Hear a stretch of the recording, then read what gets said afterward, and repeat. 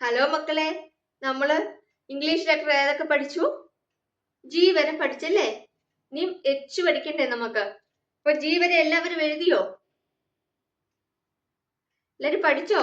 എഴുതി പഠിക്കണം മക്കളെ.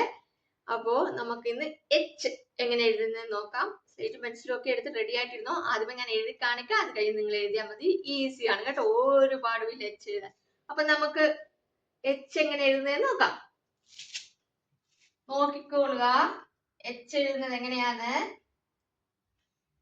കണ്ടോ, രണ്ട് വര ഇങ്ങനെ സ്ട്രെയിറ്റ് ആയിട്ട് വരച്ചു. അതിന്റെ നടുക്കൂടെ നമ്മൾ ഇതാ ഇങ്ങനെ ഒരു വര വരച്ചു മക്കളെ. ഇതാണ് എച്ച്. കണ്ടോ, ഇതാണ് എച്ച്. അപ്പൊ എച്ച് എഴുതുന്നത് എങ്ങനെയാന്ന് നോക്കാം. ഒരു പാടുമില്ല. ഇവിടുന്ന് ഒരു ലൈൻ ഇട്ടു, ഇവിടെ ഒരു ലൈൻ ഇട്ടു, നടുക്കൂടെ ഒരു ലൈൻ ഇട്ടു. ഇതാണ് എച്ച്. നേരെ ഇടണം കേട്ടോ. നോക്കിക്കേ, ഇവിടുന്ന് ഒരു ലൈൻ ഇട്ടു, ഇവിടുന്ന് ഒരു ലൈൻ ഇട്ടു. കണ്ടോ, ഒരേപോലെ. എന്നിട്ട് നടുക്കൂടെ ഒരു വര വരച്ചു. ഇതെന്താ മക്കളെ? ഇതാണ് എച്ച്. ഉറക്കെ പറഞ്ഞേ, എച്ച്. കണ്ടോ, എച്ച്.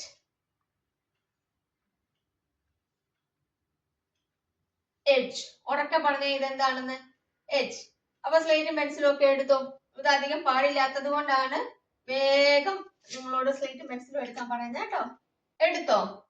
അപ്പൊ എച്ച് എഴുതിക്കേ. ഫസ്റ്റ് ഇവിടുന്ന് ഇങ്ങനെ ഒരു വര വരച്ചേ, മുകളിൽ താഴോട്ട്. പിന്നെ ഇവിടുന്ന് നേരെ ഒരു വര വരച്ചേ. വരച്ചോ? എന്നിട്ട് സൈഡിൽ നിന്ന് ഒരു വര വരച്ച്, എന്നിട്ട് നടുക്കൂടെ ഒരു വര വരച്ചേ. എഴുതിയോ? ഇതാണ് എച്ച്. നോക്കിക്കേ, ഇവിടുന്ന് നേരെ ഒരു വര വരച്ചു, ഇവിടുന്ന് നേരെ ഒരു വര വരച്ചു, നടുക്കൂടെ ഒരു വര വരച്ചു. അപ്പൊ ഇത് എന്തായി? എച്ച്. എച്ച് ഒന്ന് എഴുതിക്കേ എല്ലാവരും. ഇങ്ങനെ ഒരു ലൈൻ ഇട്ടേ. ഇട്ടോ? ഇപ്പോഴേ അതേപോലെ ഒരു ലൈൻ ഇട്ടേ, നേരെ ഇട്ടോ. എന്നിട്ട് നടുക്കൂടെ ഒരു ലൈൻ ഇട്ടേ. അപ്പൊ ഇതെന്തായി മക്കളെ? എച്ച്. നോക്കിക്കേ, എച്ച്. എച്ച്. വെളിയിലൊന്നും പോകരുത് കേട്ടോ. എച്ച്,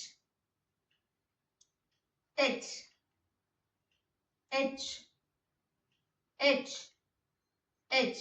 ഇങ്ങനെ എഴുതി പഠിക്കണം കേട്ടോ. ഇനി സ്മോൾ ലെറ്റർ ഒക്കെ നമുക്ക് പഠിക്കേണ്ടതാ, അതുകൊണ്ട് വേഗം നിങ്ങൾ പഠിക്കണം കേട്ടോ. അപ്പൊ നമ്മൾ ഇതുവരെ പഠിച്ച ലെറ്റേഴ്സ് ഏതൊക്കെയായിരുന്നു? A, B, C, D,